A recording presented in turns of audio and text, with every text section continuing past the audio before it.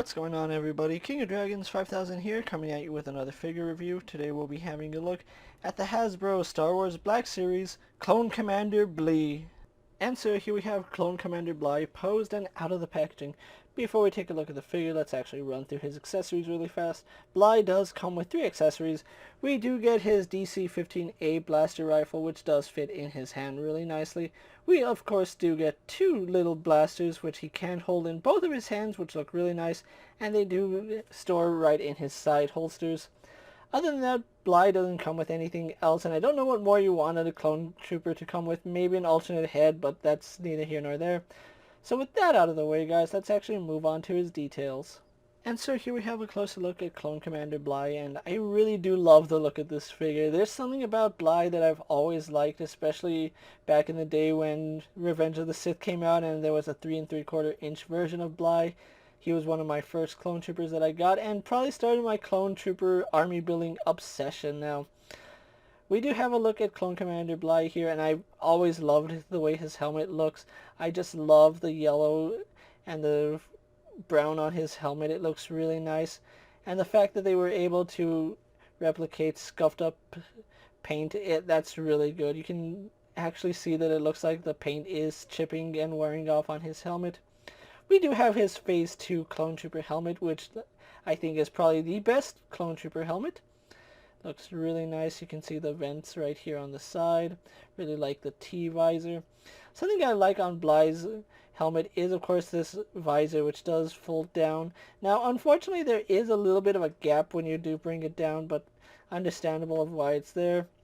I don't ever recall him actually having the visor down in Revenge of the Sith, but it's a cool little nod that you can actually swivel that down. Taking a look at the back of his helmet, you can see the brown also starting to show wear and tear right there. Really love his helmet. That's one of the best things about him. Another thing that draws your attention to him is the color of his, not just the paint that he has on him, but the color of his pauldron. Normally we get these really vibrant colors for pauldrons. Blee here actually has brown, and that's really distinct for him. I know that there are some clones that do have brown, but his is really distinct. Like, it's not bright like all the other clone commanders, and I do love that. Again, this harkens back to when I first really fell in love with this figure back in, what was it, 2008 when, no, 2004 when Revenge of the Sith came out. Yeah, I really did like Blee as an action figure then, and I really love the Black Series Blee now. You can see more scuff marks on his paint is starting to wear off. We have some scuff marks right here on his armor.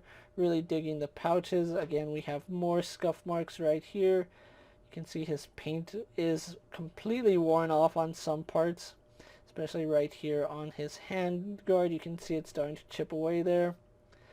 On this side, we see more of that same paint chipping effect, and it's done really good. I really love the way it looks. Now, Blee also does have yellow pouches right here. Going on to the back where we do have this little tank here, we have white pouches, and then we have his holsters, which do house his little hand blasters, which I do like that little detail. Moving on to his thigh guards. Something I do like about Blee here is that his thigh guards are yellow. Like, all the way around, we have yellow thigh guards on Blee, and that's really cool. I love the way it looks. It's so different from a lot of the other clones where they either have a solid color and bits of white.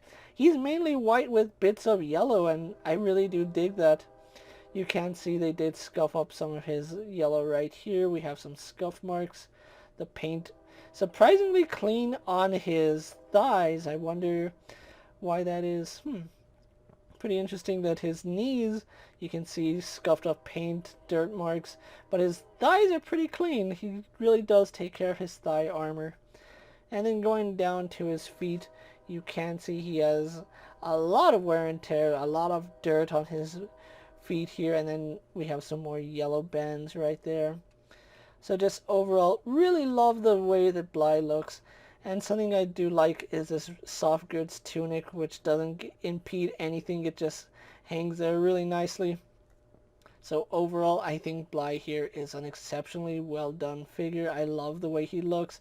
When I had a 3 3/4 Bly, I loved the way it looked, and I just love the way that this figure looks. So I'm really glad I have him in 6-inch scale. So what we're going to do now is actually get him compared to other figures you may have in your collection. And so here we have Clone Commander Bly posed next to a Marvel Legends Cyclops and a DC Multiverse Superman.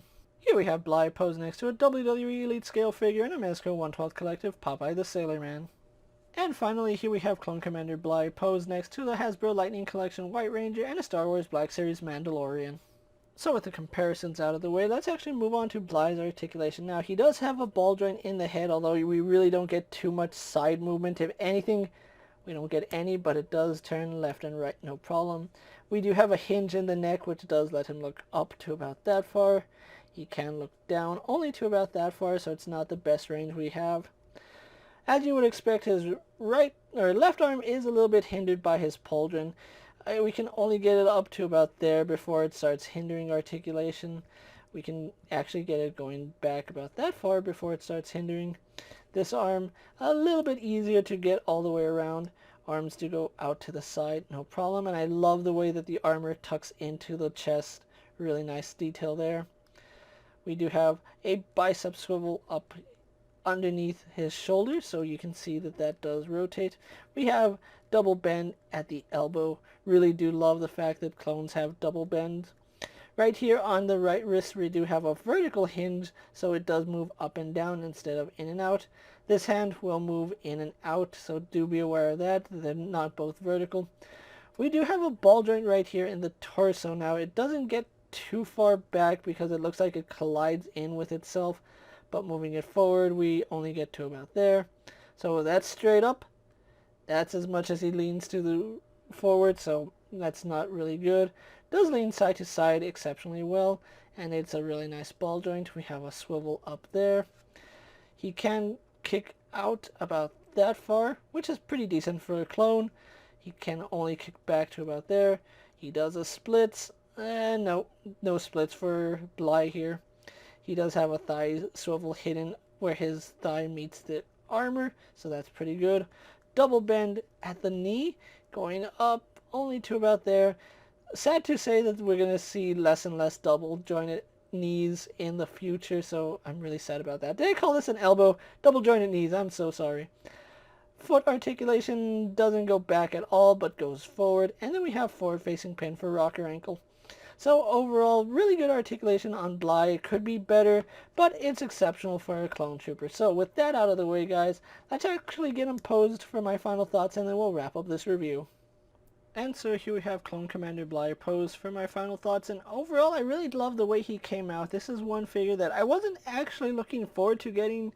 I know it's kind of strange to say that, but after seeing him in packaging and at the store, I kind of wanted to have him in my collection. I haven't really been collecting the Clone Commanders all too much, but that might change just with this figure. I really love the design of Bly so much that I just had to pick him up. I actually passed on him originally, however, I had fear of missing out syndrome, and I asked my brother if he could pick him up for me, and here we have Bly in hand, and I'm really thankful that my brother was able to go out and pick him up, and that he was still on the shelf. That was actually something I was hoping for, but I didn't hold my breath over.